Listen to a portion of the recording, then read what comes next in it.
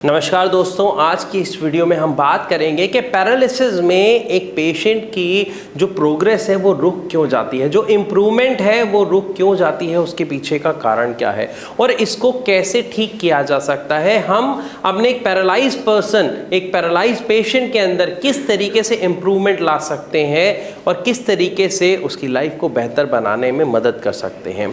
तो सबसे पहले यहाँ पर आपको एक बात समझनी पड़ेगी कि पैरालिसिस जब भी किसी को होता है तो के पीछे आमतौर पर दो कारण देखने को मिलते हैं। पहला होता है स्ट्रोक, दूसरा होता है ब्रेन हैमरेज। स्ट्रोक यानी खून के थक्के का किसी नस में फंस जाना। अब अगर ये स्ट्रोक आपके दिमाग के राइट हैंड साइड में होता है तो लेफ्ट हैंड साइड की बॉडी पैरालाइज हो जाती है, और अगर ये किसी के दिमाग के लेफ्ट हैंड साइड में होता है तो राइट हैंड साइड की बॉडी पैरालाइज हो जाती है, यानी उसमें लकवा हो जाता है। असल में ऐसा होता क्यों है, आओ इसको समझने की कोशिश करते हैं। सबसे पहले आप दिमाग को देखो। दिमाग अंदर से होता क्या है, ये कुछ तारों के गुच्छे की तरह होता है। इसमें बहुत सारी अलग अलग तारें होती हैं जिसके अंदर न्यूरॉन्स वर्क कर रहे होते हैं, यानी करंट जा रहा होता है। लेकिन अगर इनमें से किसी तार में कोई ब्लॉकेज आ जाए और करंट आगे ही ना जा पाए तो क्या होगा, हमारा दिमाग का वो हिस्सा काम करना बंद कर देगा। यही होता है स्ट्रोक के केस में। जब कोई खून का थक्का उस नस में फंस जाता है जिसकी वजह से ब्लड आगे फ्लो नहीं कर पाता है और दिमाग को ऑक्सीजन नहीं मिलती है, तो कुछ समय बाद दिमाग का वो हिस्सा डेड हो जाता है और वो दोबारा कभी ठीक नहीं हो पाता है। ध्यान से यहाँ पर आपको समझने की जरूरत है। अगर हमें कभी कट लग जाता है, कभी चोट लग जाती है तो वो हील होनी शुरू होती है, लेकिन दिमाग में ऐसा नहीं होता है। दिमाग का वो हिस्सा डेड हो जाता है और दिमाग के उस हिस्से का काम दिमाग के दूसरे हिस्सों को डिवाइड कर दिया जाता है। ये एक नेचुरल प्रोसेस होता है जिसको कहा जाता है न्यूरोप्लास्टिसिटी।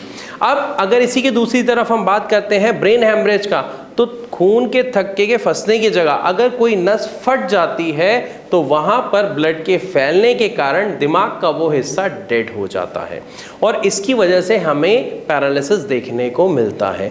अब जब भी किसी व्यक्ति को पैरालिसिस हुआ तो यहाँ पर जो अभी मैंने आपको बताया न्यूरोप्लास्टिसिटी का एक प्रोसेस स्टार्ट हो जाता है, जिसकी वजह से आपको पहले 5 से 6 महीनों में हमको अपने पेशेंट के अंदर बहुत ही शानदार चेंजेस देखने को मिलते हैं कि पेशेंट को जब लकवा हुआ था वो चल नहीं पा रहा था, हिल नहीं पा रहा था, खा नहीं पा रहा था, बोल नहीं पा रहा था, उठ बैठ नहीं पा रहा था, लेकिन लगभग 4 से 5-6 महीनों में हमारा पेशेंट चलने लग जाता है, बैलेंस संभालना सीख जाता है, बोलने की कोशिश करना सीख जाता है, हाथों के अंदर मूवमेंट ला पाता है।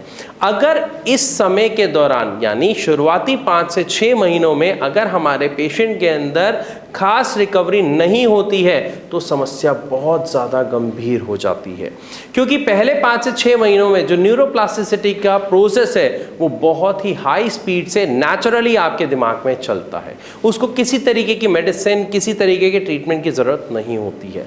लेकिन 5 से 6 महीने के बाद वो जो न्यूरोप्लास्टिसिटी है उसकी स्पीड धीरे हो जाती है, या लगभग ये मानिए न के बराबर हो जाती है, जिसकी वजह से एक पैरालिसिस पेशेंट की रिकवरी में हमें बहुत ज़्यादा स्लो रिकवरी रेट देखने को मिलता है, इम्प्रूवमेंट देखने को नहीं मिलती है। चाहे आप मालिश कर लीजिए, चाहे आप ऑयल लगा लीजिए, चाहे आप कुछ भी खा लीजिए, क्योंकि सबसे बड़ा कारण क्या है, जो भी आप मेडिसिन, जो भी आप ट्रीटमेंट ले रहे हैं, आप एक बार गूगल करके देखिए क्या कोई ऐसी मेडिसिन है जो न्यूरोप्लास्टिसिटी को बूस्ट कर रही हो या हेल्प कर रही हो, आपको जवाब खुद मिल जाएगा। और हमें चाहिए क्या, एक ऐसी मेडिसिन जो हमारे पेशेंट के दिमाग में न्यूरोप्लास्टिसिटी के प्रोसेस को बूस्ट कर पाए। ऐसी अगर मेडिसिन मिल जाए तो हमारे पेशेंट के अंदर बहुत अच्छी रिकवरी हमें देखने को मिल सकती है। तो यहाँ पर अगर हम बात करते हैं ऐसी मेडिसिन की, तो होम्योपैथिक में ऐसी मेडिसिन पॉसिबल हैं और अवेलेबल हैं। तो यहाँ पर जब कोई पेशेंट आता है तो सबसे पहले उसके नेचर को जाना जाता है, रूट कॉज को समझा जाता है और उस पेशेंट के अकॉर्डिंग मेडिसिन को कस्टमाइज किया जाता है, यानी मेडिसिन को खास तौर पर उसके लिए बनाया जाता है ताकि न्यूरोप्लास्टिसिटी के प्रोसेस को बूस्ट मिले, साथ ही साथ हमारे उस पेशेंट के अंदर हमें रिकवरी काफ़ी अच्छे तरीके से देखने को मिल सके।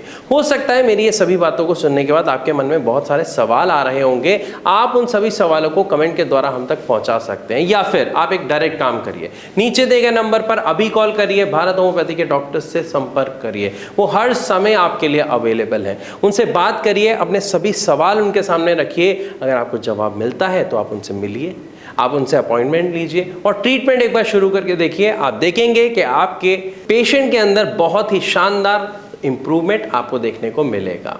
मैं आशा करता हूँ वीडियो आपको काफ़ी अच्छी लगी होगी। अगर हाँ तो इसे लाइक ज़रूर करें, इसे ज़्यादा से ज़्यादा शेयर करें। ऐसी और वीडियोस के लिए हमारे चैनल को सब्सक्राइब करना बिल्कुल ना भूलें।